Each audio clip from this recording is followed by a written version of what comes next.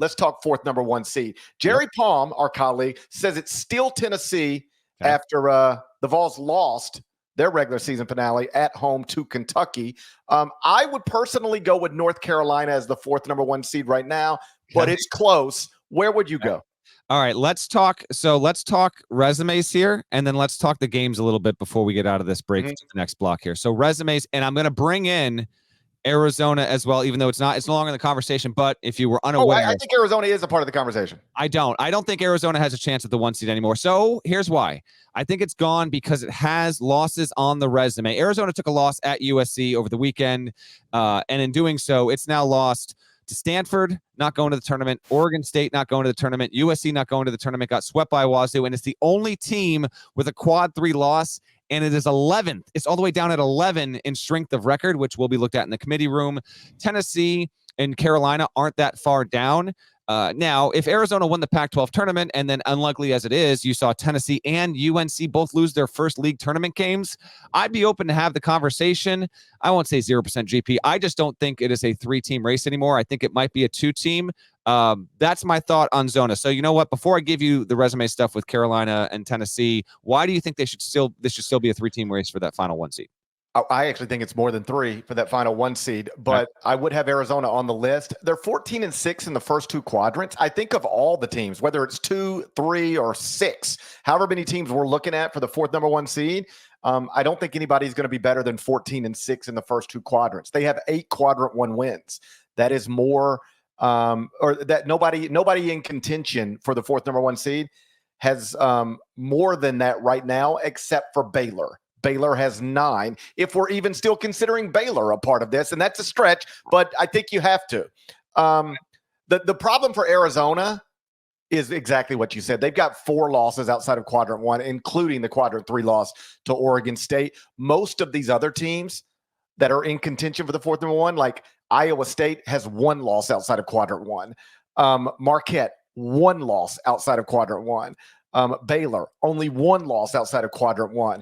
Arizona's got 4, including the quadrant 3. I think if you end up being right, and I think you will be, and this is not something I thought I'd be saying yesterday, because literally yesterday I said, I don't think Arizona's losing again the rest of the season.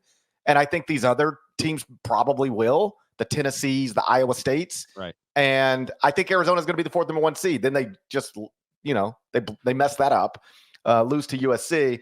I still think there's a chance. I don't think they'll be the fourth number 1 seed, but if they ran through the Pac-12 tournament and say Tennessee lost, North Carolina lost early, I could at least imagine it. If you are listening to the pod, our current YouTube poll question is who our viewers think will wind up with the final 1, and it's just between Carolina and Tennessee. I will get to those results before we obviously get to the end of the show, if not to the end of the next segment there. Here's the resume with Tennessee and Carolina, and it got more interesting. So you've got Carolina as a 1, Palm as Tennessee as a 1. I'll tell you mine once I read these resumes. And I do, again, want to get to a little bit of the game because there's stuff to talk about there too. Carolina, net ranking 7, strength of record, it's top 4. KPI, which is resume based, no predictive, it's 5. KenPom 8, BPI 11. 7-4 in quad 1, 6-2 in quad 2. It has 8 road wins. Road victories are sometimes an overlooked statistic. It absolutely means something very significant when it comes to teams getting in the tournament and fighting for 1 seed line. So 8 right now for Carolina. Non-con strength of schedule is 23. Overall strength of schedule is 25. Has the home win against Tennessee. Now, here's where I hope the committee really pays attention to his stuff, because if you watch that game, Tennessee closed the gap late, and yes, Carolina had it on his home floor, waxed them, no doubt about it. Those 2 teams play that night on a neutral floor. I still think Carolina beats Tennessee that night, and I almost wonder if that's the clincher there. Carolina also has a vital sweep of Duke. It is a standalone regular season champ. It has a road win against Virginia. And right now, in my opinion, UNC is either looking at the 1 in the West or the 2 in the East. Now, the 2 in the East would mean you're with UConn. I think you got to be chasing that 1 in the West, even though you got to fly across the country. Tennessee's resume right now, net is 5, 2 spots better than Carolina. Strength of record is 5, 1 spot worse than Carolina. KPI is 3, 2 spots better than Carolina. KenPom 5, 3 better than Carolina. BPI 5, 6 better than Carolina. Quad 1, 7-6. That's worse than UNC with more chances in quad 1. Quad 2, it's 6-1. It's better than Carolina with 1 fewer game. Also has 8 road wins. Non-con strength of schedule is 16. Remember, Carolina's 23. Overall SOS is 9 versus Carolina's 25. It's got a win at Wisconsin. It beat Illinois. It has a sweep of Alabama, has a win at Kentucky, has a win at South Carolina. It's looking at either a 1 in the West or a 2 in the South. Right now, tonight, you make me bracket this thing, GP. I'm giving it to Carolina because of the home win over Tennessee as the tiebreaker. I will tell you, if I were arguing against us, because I didn't know whether we would agree on this or not, but if I were arguing against us, the place to start is that the resumes are very similar. Like you framed it one way. Another way to do it would just be North Carolina's 13-6 in the first two quadrants with 7 quadrant one wins. Tennessee 13-7 first two quadrants with 7 quadrant one wins. So Tennessee's got the one more loss, but here's the difference. They have 6 wins against teams in the top 25 of the net. Carolina only has 3. And so they have twice as many, but Carolina's got a convincing one over them. And when the resumes are this similar, and I understand that the game was played in Chapel Hill, not Knoxville, and if it had played in Knoxville instead of Chapel Hill, the result might have been the exact opposite. Mm-hmm. But when the resumes are so similar, I do kind of want to look at, hey, have these teams played and what happened when they did? And Carolina, won that game convincingly. I'm not saying that should be the tiebreaker. I'm just saying when it's very, very, very, very close, you can sort of look to something like that. And I think these are close enough where you can start to look at something like that. If it's that close, if it's really that close and you're splitting hairs, I want the head-to-head to be the data point. Let it be the tiebreaker, And I'm not saying that it always is in the committee room, but if it was to be, that wouldn't surprise me there.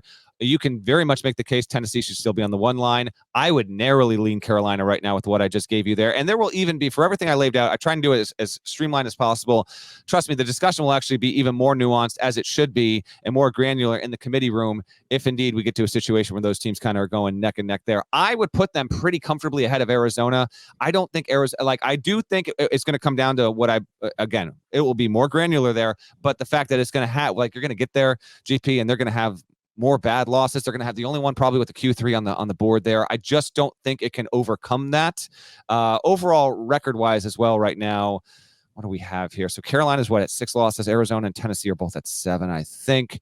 Again, if you're splitting hairs there, Carolina narrowly has a better record, but Tennessee narrowly played a tougher strength of schedule. So you and I would both pick Carolina. How about this, though? To our poll question.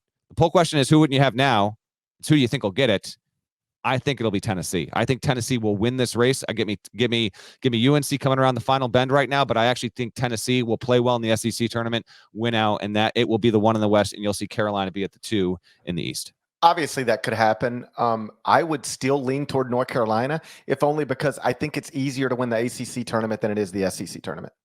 Yeah, fair. Yeah, I just think, though, that Tennessee is going to have to play more good teams on their way to winning an SEC tournament, then North Carolina is going to have to play on their way to winning an ACC tournament. How about this? If they both win out, it'll be Tennessee. Mm-hmm. My prediction is that Tennessee doesn't win out, Carolina does, and it's Carolina. All right, good deal. Let's talk just real quick, right. and I'm just going to name. I'm not going to go through them because I don't think these teams are going to be in play. But just so a fan base isn't like, what about us? All right, I actually think North Carolina, Tennessee, Arizona, Iowa State, Creighton, Marquette, Baylor. Man, you think all of them are still in the running? Just if we're putting it at 1% chance, just if everything broke the right way for them, and then all these other teams took losses, could it theoretically happen? The thing with Marquette, you got to remember. What if they run through the Big East tournament? They're 13-8 in the first 2 quadrants right now with 8 quadrant 1 wins. They only have 1 loss outside of quadrant 1. What if they won the Big East tournament, on the way there, beat Creighton, beat UConn? I haven't looked at the bracket that closely to even see if that's what they would do. Okay. That's up for them. And we're going to get brackets later in the show, by the way. And then the committee looks at it and goes, okay, they got those 8 losses, but some of them are without Tyler Kolek, and he's back now. I wouldn't rule it out. That's all I'm saying. All right. Don't rule it out. Man, that would be fun. And I like that we got a good little race here for the final 1 seed. Yeah. Again, this is going to develop as we move along. Let's go to Durham here. Carolina, let's just talk game real quick. It gets its first outright ACC regular season title since 2017. Before we get to the game, actually, right off the top, Nada, if you have it, we are given love and shine to the man who did so for this podcast at the top of the. Oh, be careful. Be careful. Saturday. No, don't get us in trouble. You can play it, Nada. I don't know. To welcome inside, Cameron. These 2 programs really are so close in so many ways, as the crow flies separated by less than 9 miles, about 11 miles with more conventional modes. There we go. Dan Shulman, the legend. The legend right there, Dan. I hope we don't get fired over that. No, we're good. I was told that's a no-no. Okay. Ooh. I was told it's a no-no. Only for specific social media promotion, I think. Podcast, we're good to go. All right. We ain't never going to get clips of this podcast. I give up. I've given up. Cormac Ryan had 31 points, a career high, 21 in the second half. Duke this season has only allowed 84-plus points in 2 games. They were both against UNC. This is a wild nugget here with Cormac Ryan, and credit to Steve Kirshner of UNC. So his 31 points were the most by a Tar Heel against Duke since Anton Jameson had 35 in Chapel Hill in 98, but he had 35 in Chapel Hill in 98. The last time a Tar Heel got as many as 31 in Durham was his coach, Hubert Davis, in 92 when Hubert went in to Cameron and got 35. I think he's also the last time a Carolina player had 6 triples in a game. Where the hell did this come from, Parrish? I mean, it's super impressive. Reminder, I put Carolina to win straight up on the podcast on Friday. NBD, it's all good. And UNC, because of that, is still in high command for a 1 seed chase here.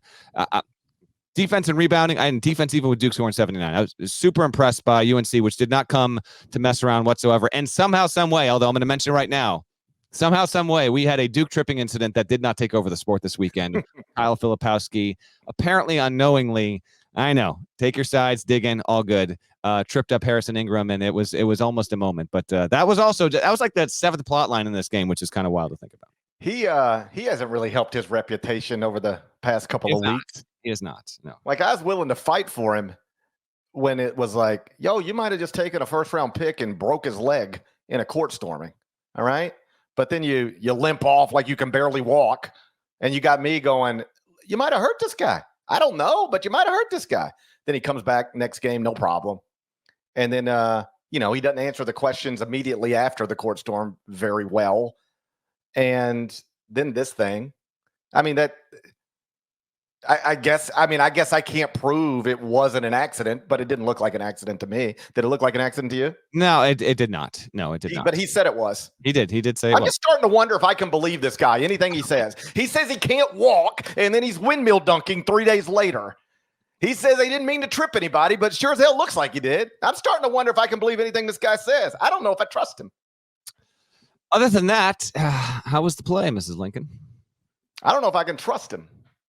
This Filipowski. I don't know if he tells the truth all the time. Any less confidence in Duke moving forward, GP? Any less confident than what? Like, I don't know. Did you think Duke was a Final Four team before this game, and after it couldn't get the job done in a big spot against its hated rival, and let Armando Bacot and RJ Davis come in there for the second time in their career and notch a pretty significant win? And they reduced John Shire. Did you see this? Poor John Shire's walking around apologizing to students. Did you see this? Not only that, and for those listening, I even locked down Leaky Black. A little shout out for Leaky with Carolina winning. Shire's doing that at the same time that Carolina players, as they should, Blake Hinson, credit to him because he did this earlier in the season, and you knew if Carolina won this game, it was going to not jump on the table, but they start talking smack. And then Duke, the crazies, start throwing water bottles and trash on the court. Shire has no idea this is happening. He's apologizing to the crazies on the other end of the floor. It was a wild. And for the Duke haters, between the Filipowski trip and then throwing trash on the floor after all the hubbub was made about the court storm, it was a wild scene there on Saturday. Yeah, and that's obviously unacceptable. I saw some people like, are you going to criticize the Duke students like you did the Wake Forest students? By the way, I never actually criticized the Wake Forest students. I just said, if you want to stop this, here's how you do it. You just say, if you run on the court, you will be cited, period. I never said cite the Wake Forest students that ran on the court because we don't have those rules in place yet. I'm saying make it clear and then do it. But I never said you should do anything to any Wake Forest student who ran on that court a few weeks ago. And it's like, oh, what are you going to say about the Duke? What do you want me to say about the Duke students? Like, in what world do you think I'm going to say, oh, I don't mind. They should be throwing bottles and shit at the Carolina players. All right, like, what? Yep. Explicit. Here we go. All right. Like, what are we talking about? Like, of course they're wrong to do that. It's embarrassing and shameful. And they deserve all the criticism they get for that. And poor John Shire having to walk. Can you imagine you just lose to your rival and then you got to walk around and like apologize to students who are like have their bodies painted blue? I just had never seen that before. Yeah. I'd never can you imagine Kelvin Sampson walking over to the Houston student section being like, I'm sorry.